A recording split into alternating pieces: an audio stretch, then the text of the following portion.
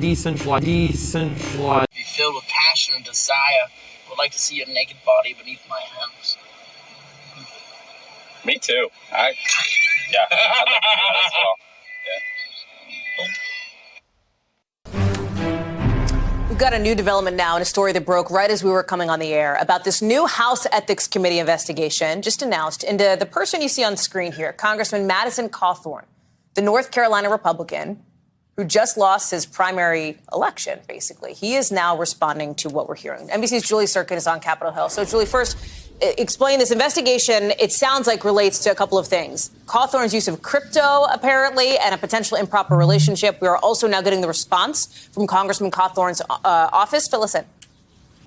Yeah, exactly, Hallie. The House Ethics Committee voted unanimously, the 11-member panel, to create what essentially is a subcommittee to look specifically into those two allegations that you just laid out at the top. Cawthorn's office just responding to us. I'm going to read you a piece of it here. They're welcoming the opportunity to prove that Congressman Cawthorn committed no wrongdoing and that he was falsely accused by partisan adversaries for political gain. They reiterate the inquiry is a formality. Their office isn't deterred in the slightest from completing the job the Patriots of Western North Carolina sent us to Washington to accomplish. That job Cawthorn will be in for just a couple more months because, as you mentioned, he lost his primary election. So the House Ethics Committee today announcing that they have launched this investigation into him. They also said this doesn't mean that he necessarily did anything wrong, but for a committee that's often shrouded in secrecy, this is probably the last thing we're going to hear from them until they complete their investigation, which could take several months. But Cawthorn doesn't have that much time left here. So we've seen all of these things kind of play out